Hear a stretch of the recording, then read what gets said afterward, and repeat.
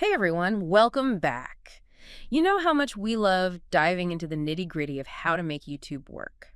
Yeah, it's kind of our thing, right? Absolutely. Yeah. So today we're tackling a question we get a lot from you guys. Which is? How do you actually grow a YouTube channel when you're also juggling a 9 to 5? The classic time crunch dilemma. Exactly. We're dissecting a video by Ruri, who built a massive following while working full-time. Oh, I've seen her stuff. She's got some great insights. She really does. So if you're listening and thinking, there's no way I can make YouTube happen with my schedule, this deep dive is for you. Let's break it down.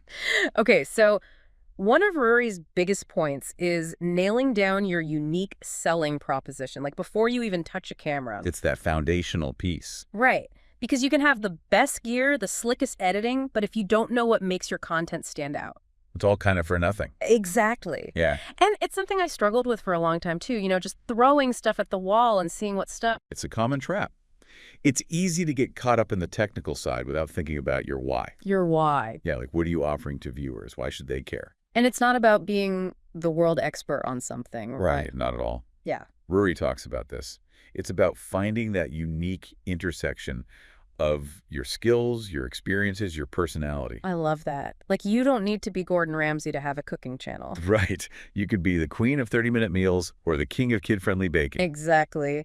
And Ruri's a great example. She combined her love of languages with her experience with ADHD. And that really resonated with people. It was authentic. It was her. It was her lane. Yeah. And she even had this super helpful formula for crafting your mission statement. Oh, yeah. What's that? It's, I help your target audience achieve desired result by your unique method or value. That's a good one. I'm going to write that down. Right. It forces you to get specific about what you're bringing to the table. Speaking of specifics, Ruri also offers a free mini guide to help you define your USP. Yes, we will definitely link to that in the show notes. Goldmine right there. Okay, so you've got your USP locked in. What's next? Ruri's next big piece of advice is to ditch the day-in-the-life vlogs. Really? Yeah, at least for now.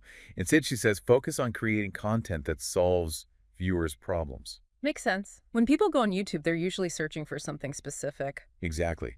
A tutorial, a tip, an answer to a question. Like, remember that video Ruri did about losing weight without feeling deprived? After that one went viral. Because it was solving a problem so many people face. Yeah. And she basically became the human guinea pig, testing out different methods. It's a great approach, especially if you're not an expert yet. Yeah. You learn alongside your audience. And build that trust factor. Exactly. Yeah. You become relatable because you're showing your struggles and your wins. And as you grow, you can branch out into other types of content, but that initial focus on problem solving builds authority.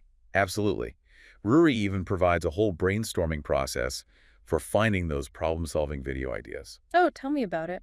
Well, she says to think about all the things you've achieved, big or small, and then think about what challenges beginners might face in those areas. So like turning your life experiences into valuable resources. Exactly. And she also says to think about problems you've personally struggled with.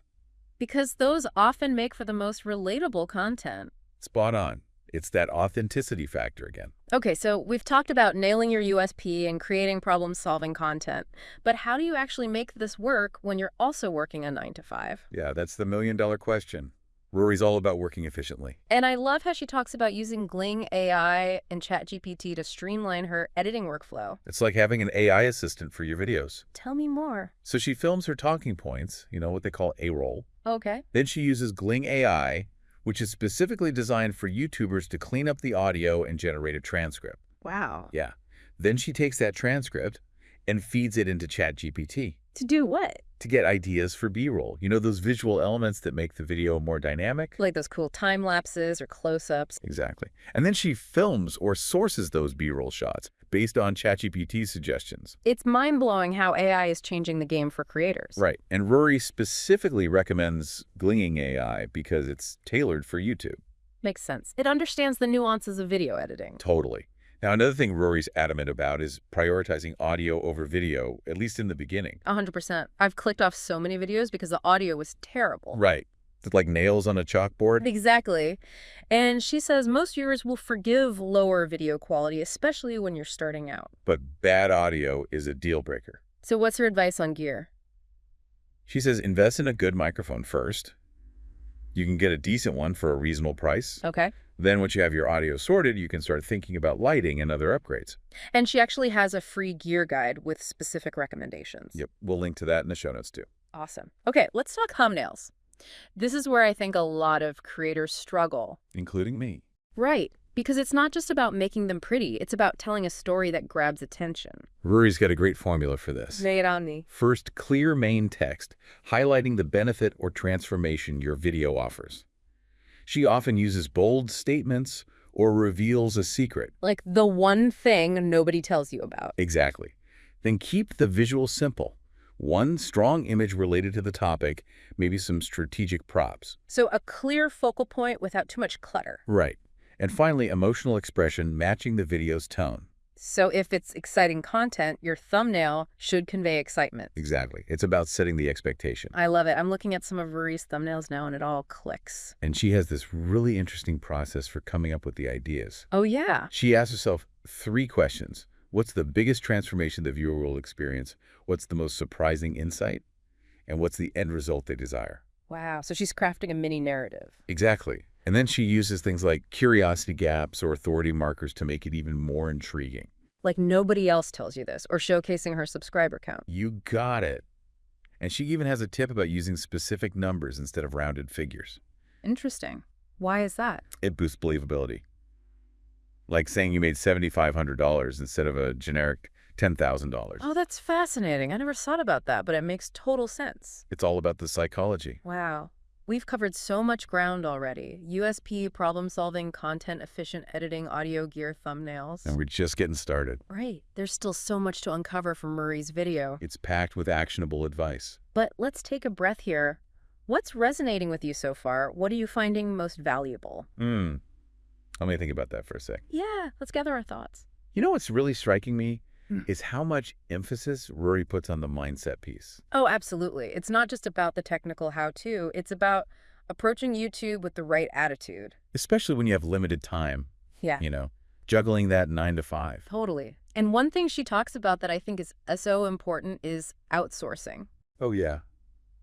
It can be so tempting to just throw money at the problem. Right, like, I'm overwhelmed, I just need to hire someone to do this for me. But Ruri actually cautions against outsourcing too early. Really? Why is that? She shares a story about how she wasted money on an editor before she really had her own style figured out. Ouch. Yeah, that makes sense. You need to know what you want before you can delegate it. Exactly. Yeah. So she outlines these 3 key criteria for when it makes sense to outsource editing. Okay, I'm listening. First, you need to be making enough revenue from your channel to reinvest. So it's not just about having the money, it's about having a sustainable income stream. Right. Second, you need to have a clear editing style that you can communicate to someone else. Because otherwise you'll end up spending just as much time going back and forth with revisions. Exactly. It defeats the whole purpose. And finally, you need a consistent upload schedule. That justifies the investment. Right. If you're only posting once a month, it might not make financial sense to hire an editor. Makes sense. It's all about finding that sweet spot between DIY and delegating strategically. And Ruri really emphasizes that good editors are worth their price. Oh, yeah. They're not.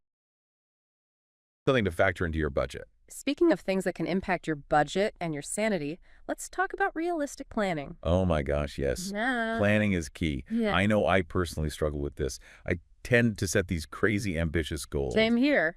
And then I burn out because I didn't realistically consider the time involved. Ruri's super honest about her own experience of burnout, too. Yeah, she talks about setting those unrealistic expectations and how it totally backfired. It's so relatable, and it highlights the need for a sustainable schedule. Yeah. So she actually has this whole process for figuring that out. Oh, I need this. Break it down for me. So first she says, time yourself making one complete video from start to finish. To get a real sense of the time commitment. Exactly. Mm-hmm. No more guesstimating. Then, based on your available time, set an upload frequency you can actually maintain. Quality over quantity. And consistency is key, more than those sporadic bursts of effort. Yeah, because consistency keeps people coming back. Exactly.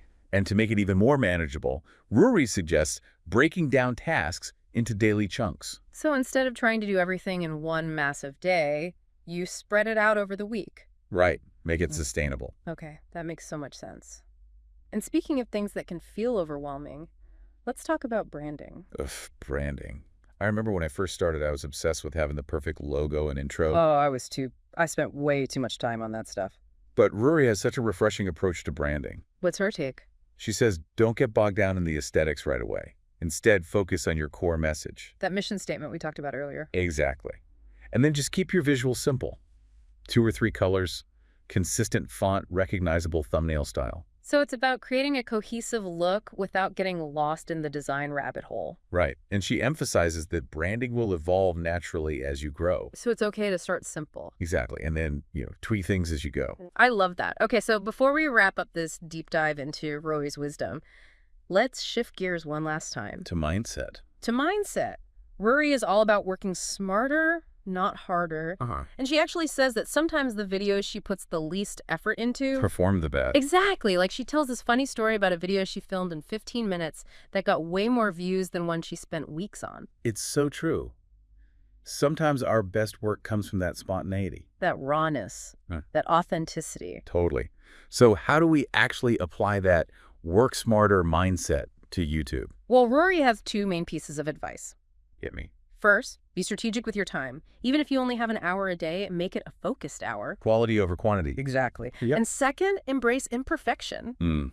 That's the one I need to work I on. do too. Yeah. It's so easy to get caught in that comparison trap and feel like our videos aren't good enough. But Ruri's right. Yeah. Everyone starts somewhere. And those first videos are going to be rough. The key is to keep learning, keep experimenting, keep improving. Progress over perfection. Preach. So before we move on, what's really sticking with you from all of this? What are you going to take away and apply to your own channel? It's like she gives you the blueprint, but also permission to, mess up along the way. Yes. It's that perfect blend of strategy and encouragement. And I think that's so important because, starting a YouTube channel, it can feel really daunting. Especially with a 9 to 5. It's like, when am I supposed to find the time? Right. But Ruri's whole approach is about making it sustainable. Working smarter, not harder. Exactly. And not letting perfectionism hold you back. Because let's be real, those first videos are probably going to be kind of rough. Oh, definitely. But that's part of the process. You learn, you iterate, you get better. And hopefully you have some fun along the way. Right. It shouldn't feel like a chore. It should be something you enjoy. Otherwise, what's the point? So if you're listening to this and you're dreaming of starting a YouTube channel, but you're feeling a bit intimidated or maybe just a little lost. Take a deep breath. Yeah, you've got this. Ruri's story is proof that you can make it happen, even with a 9 to 5. It just takes a little planning, a little hustle, and a whole lot of heart. And a good microphone. Oh, yes, definitely a good microphone. So what's the one thing you're going to take away from this deep dive? What's that one action step you can take today to move your channel forward? Even if it's just 5 minutes of brainstorming or watching a tutorial. Every little bit counts. And if you want even more inspiration from Ruri, definitely check out her full video. We'll link to it in the show notes. That's it for our deep dive into YouTube growth with a 9 to 5. We hope you found it helpful. And remember, You got this. We'll see you in the next one.